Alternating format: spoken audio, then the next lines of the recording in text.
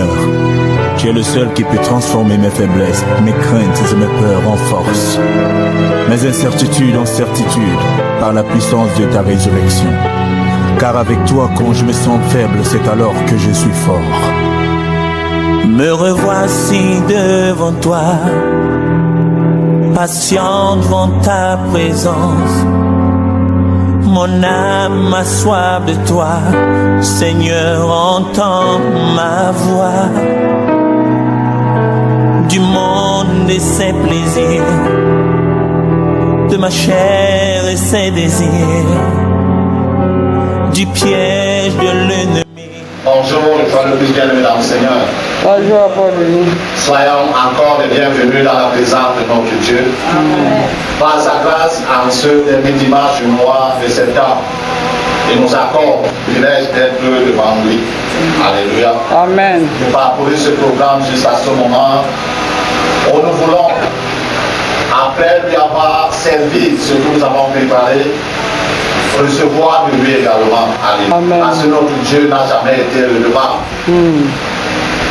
Il donne toujours, au-delà même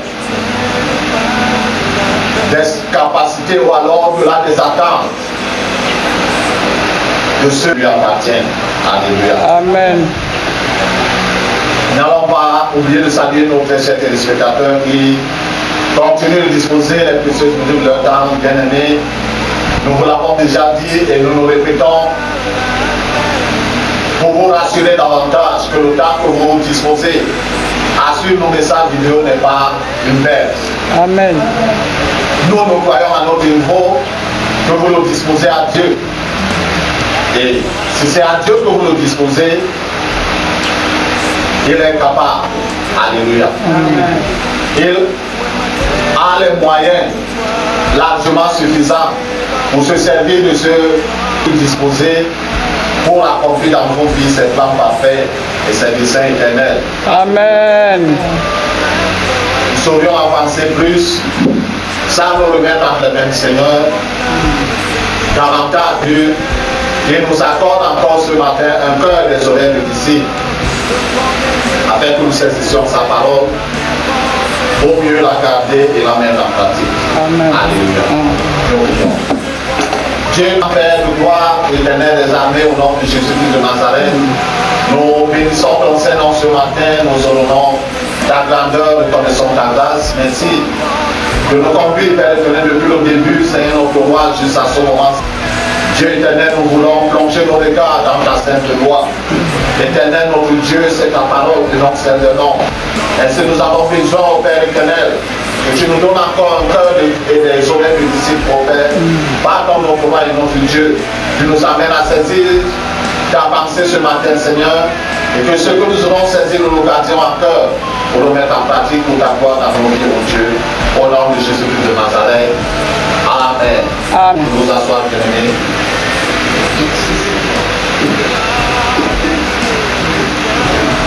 Par la grâce de ce matin, nous abordons la seconde partie du thème d'aujourd'hui, dimanche dernier. Nous parlons de la fidélité envers Dieu. Alléluia. Amen. On va revenir tout en arrière. La vidéo est disponible pour la parcourir. Alléluia. Amen. Simplement, nous pouvons retenir ou alors nous rappeler que fidélité envers Dieu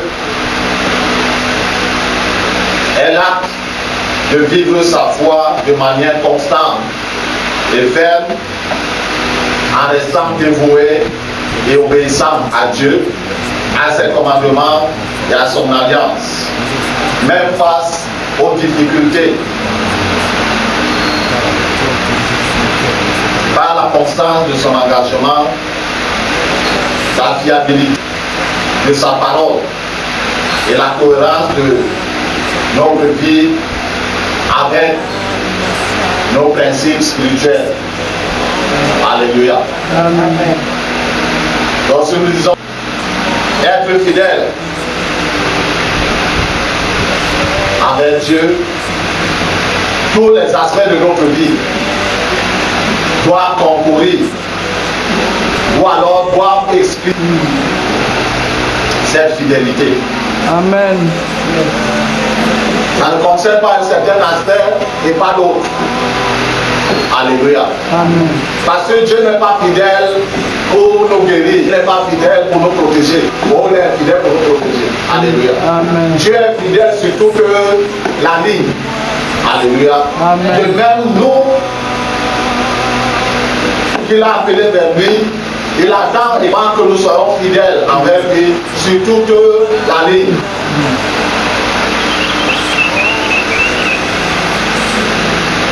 Comme je disais la fois dernière, un homme qui dit qu'il est fidèle doit alors manifester sa fidélité vis-à-vis de Dieu, et ça se voit. Par contre, dans le foyer vis-à-vis de sa femme, il est fidèle, non pas sur le lit, mais sur l'aspect des finances, parce qu'il dit que c'est son argent, c'est lui qui part dehors, l'autre travailler. Pardon. Et s'il arrive dans un foyer où l'homme travaille, la femme travaille aussi, pendant que l'homme est fidèle dans l'aspect des finances, la femme le sera aussi dans l'aspect des finances. Et ils sont en train de jouer un jeu très très dangereux. Alléluia. Amen. Donc ce matin, voir les aspects clés de la fidélité.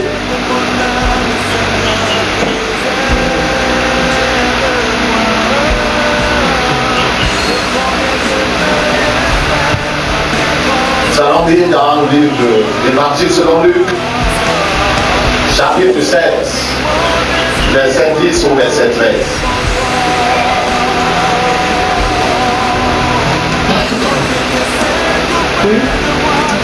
Luc, chapitre 16, 16, verset 13 au verset 16. verset 10 au à verset 13.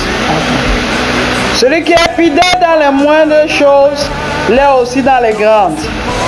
Et celui qui est injuste dans les moindres choses l'est aussi dans les grandes. Si donc vous n'avez pas été fidèle dans les richesses injustes, qui vous confiera les véritables?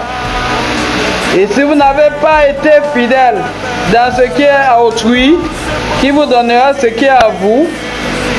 Nul serviteur ne peut servir deux maîtres, car ou il haïra l'un et aimera l'autre, ou il s'attachera à l'un et méprisera l'autre. Vous ne pouvez servir Dieu et Mammon. Amen. Amen. C'est là les paroles du Seigneur s'adressant à ses disciples pour les amener à voir jusqu'à quel point sont les attentes de Dieu par rapport à la fidélité de l'être humain envers lui. Et celui qui est fidèle dans les moindres le sera aussi dans les grands. Alléluia. Donc notre fidélité commence dans les moindres choses, des choses insignifiantes. Et si à ce niveau nous serons également fidèles plus haut. Par contre, si nous sommes infidèles dans les petites choses, c'est pas quand on nous donnera les grandes que nous allons nous adapter pour être fidèles. Nous sommes infidèles dans les richesses injustes qui nous donnera les véritables. Alléluia. Amen. Ici, il s'agit de notre relation avec Dieu. Amen. Amen. Dieu nous donne le souffle de vie et nous utilisons ce souffle de vie pour faire nos choses. Bon, comme c'est un don naturel, ça va fonctionner jusqu'à un moment. Pour ceux qui vivent leur vie comme ils entendent et ils comprennent, même leur existence sera écoutée. Vérité. Alléluia. Amen. Parce que le constructeur de moteur, celui qui a conçu le moteur diesel et l'autre qui a conçu le moteur essence, si tu prends, c'est le carburant, non? C'est le carburant, n'est-ce pas? Prends donc l'essence dans le moteur diesel, tu vois comment ça va fonctionner. C'est toujours le moteur, non? Alléluia. Ou alors prends le gazole, tu mets dans le réservoir. C'est ça, tu vois comment ça va fonctionner. Ils vivent leur vie comme ils entendent. Comme disons, on ne meurt pas deux fois. Merci.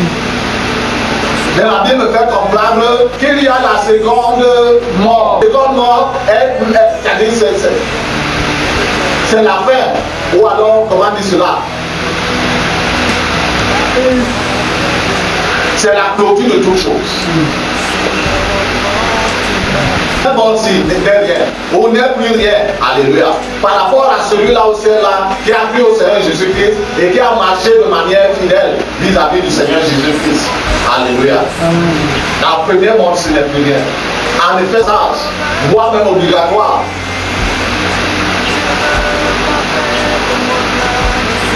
Mais celui qui n'a pas cru, cette première mort commence à être fatale et la seconde, c'est encore pire. Alléluia. Je parlais donc des aspects de la fidélité envers Dieu. Premier aspect, le dévouement constant.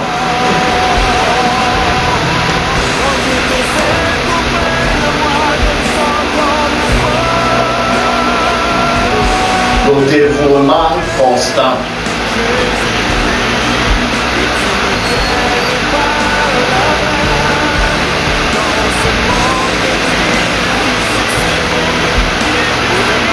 La fidélité envers Dieu, c'est faire preuve de fermeté dans son dévouement à Dieu.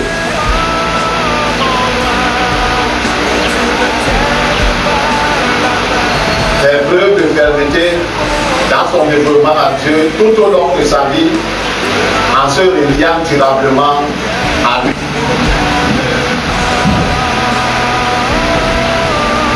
Enfin, nous prenons un exemple sur la vie de l'apôtre Paul. Alléluia. Nous allons dans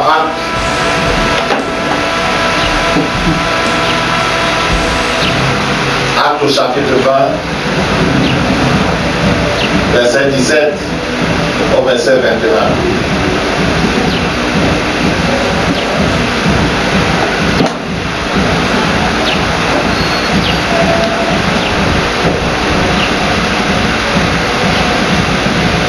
Actes chapitre 20, verset 17. Cependant, de Milet Paul envoya chercher à Éphèse les anciens de l'église. Lorsqu'il fut arrivé vers lui, il leur dit, vous savez de quelle manière, depuis le premier jour où je suis entré en Asie, je me suis sans cesse conduit envers vous, servant le Seigneur en toute humilité, avec l'âme, au milieu des épreuves que me suscitaient les embûches des Juifs.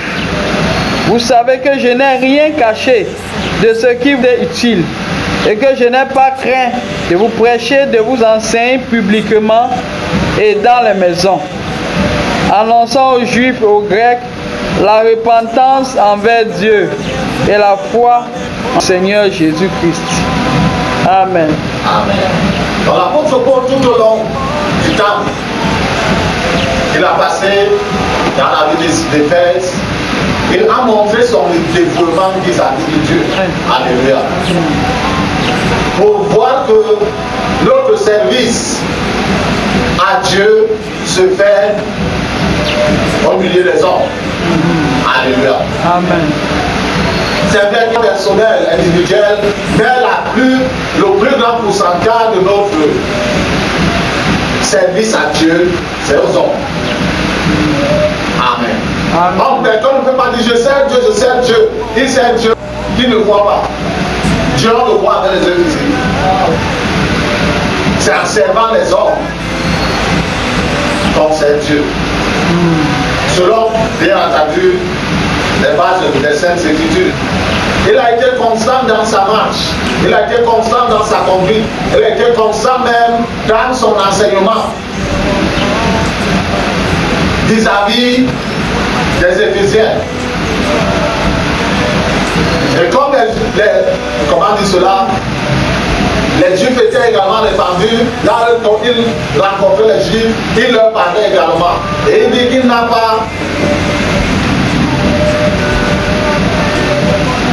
rien caché de ce qui était utile à son auditoire. Et il n'a pas peine de leur prêcher, leur enseigner publiquement et dans leur maison, et d'annoncer la repentance tant aux Juifs qu'aux Grecs. Alléluia. Amen. Ce thème est guidé dans le programme des prédicateurs. Les apôtres annonçaient la repentance et les miracles suivaient la repentance. Ils n'ont pas dit soirée de délivrance, de miracles et de annoncer la repentance. Et les miracles, les délivrances les suivaient. Ils n'ont pas cherché. Le Seigneur ne leur a pas dit allez annoncer la prospérité. Ou il a dit allez annoncer quoi? La repentance. Amen. Et lorsqu'on annonce la repentance et que le cœur se repent, Dieu libère sa main puissante. Amen. Parce qu'il connaît que les problèmes de l'être humain, c'est le problème du roi, au refus de se repentir. Alléluia. Amen. Voyons également un deuxième point, la stabilité et la constance.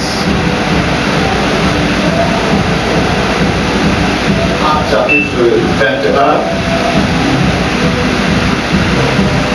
versets 12 à 14.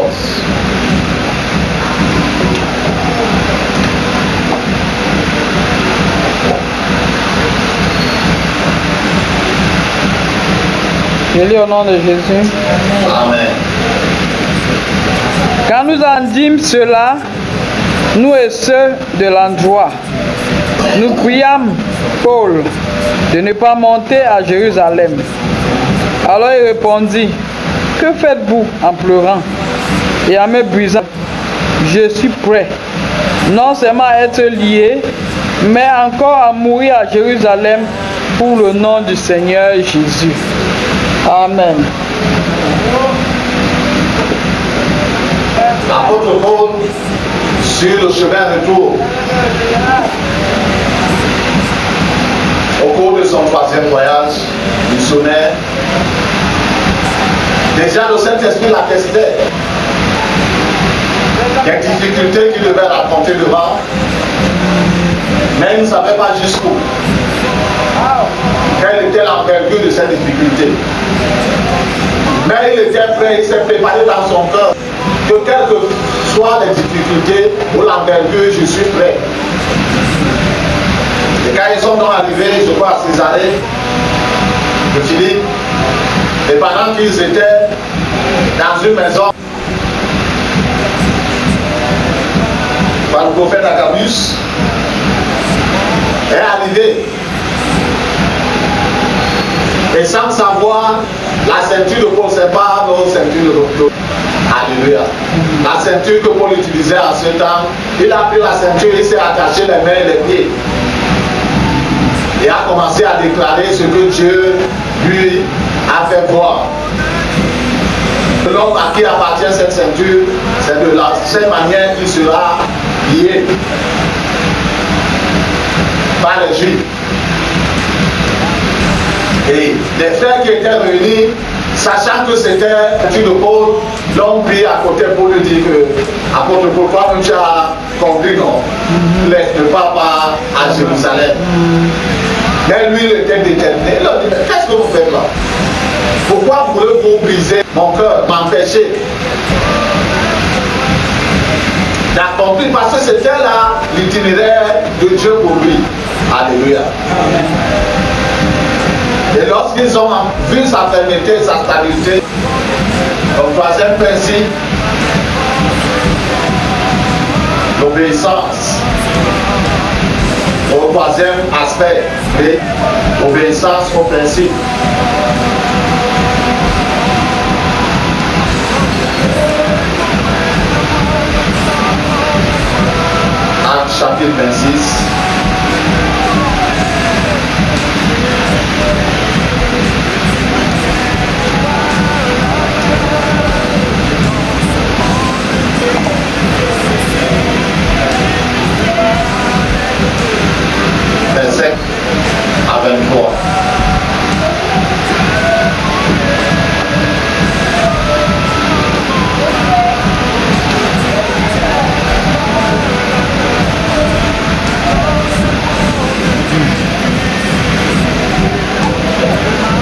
Matthieu 26, verset 15. Je répondis, qui es-tu, Seigneur? Et le Seigneur dit, je suis Jésus que tu persécutes. Mais lève-toi et tiens-toi sur tes pieds, car je te suis apparu pour t'établir ministre témoin des choses que tu as vues et de celles pour lesquelles je t'apparaîtrai. J'ai choisi du milieu de ce peuple et du milieu des païens vers qui je t'envoie, afin que tu les ouvres les yeux, pour qu'ils passent des ténèbres à la lumière et de la puissance de Satan à Dieu, reçoivent par la foi en moi le pardon des péchés et l'héritage avec les sanctifiés. Verset 19. En conséquence, roi Agrippa, je n'ai point résisté à la céleste. À ceux de Damas d'abord, puis à Jérusalem, dans toute la Judée et chez les païens, j'ai prêché la repentance et la conversion avec la pratique d'œuvres dignes de la repentance. Voilà pourquoi les Juifs se sont saisis de moi dans le temple et ont tâché de me faire périr. Mais grâce au secours de Dieu, j'ai su jusqu'à ce jour, rendant témoignage devant les petits et les grands, sans m'écarter en rien de ce que les prophètes et Moïse ont déclaré devoir arriver. Savoir que le Christ souffre et que ressuscité le premier d'entre les morts, il annoncerait la lumière au peuple et aux nations. Comme il parlait ainsi. Amen. Amen. Disons que l'obéissance aux principes, cela implique le respect des principes qui découlent de la foi, comme des engagements pris dans l'alliance avec le Seigneur, le culte personnel et les actions du service. L'apôtre Paul, dès le moment où le Seigneur l'a croisé sur le chemin de Damas et lui a donné la nouvelle mission, alors le nouveau cahier de charge, parce qu'il avait le cahier de charge qui lui autorisait d'aller à Damas et d'arrêter les disciples qui confessent Jésus là-bas, les lier, les enchaîner, les amener à Jérusalem pour qu'ils soient jugés. Le nouveau cahier de charge que le Seigneur lui a donné, il n'est pas rentré d'abord derrière pour dire aux gens qu'il avait envoyés, ah, comme vous voyez là, oh, Jésus-Christ de Nazareth, là, je l'ai croisé, il m'a chargé d'utiliser. Non, il l'a poursuivi. Alléluia. Amen. Il est allé à Damas, mais il n'a pu faire la mission première pour laquelle il avait été envoyé dans cette ville. Il a commencé à faire la nouvelle mission. Alléluia. Amen. Non seulement par Damas, à Jérusalem et partout où il allait. Il dit qu'il n'a pas résisté à la vision céleste. L'obéissance au principe par laquelle nous manifestons notre fidélité envers Dieu. Amen. Lorsque Dieu dit, oh, pendant que tu habilles en blanc, Dieu te dit, dès sa présence, commence à porter le verre. Tu ne vas pas dire à Dieu que Seigneur, tout le monde s'habille en blanc. Moi, je vais porter le verre. On va me voir comment. Dans ce monde difficile, où le mal est devenu bien et le bien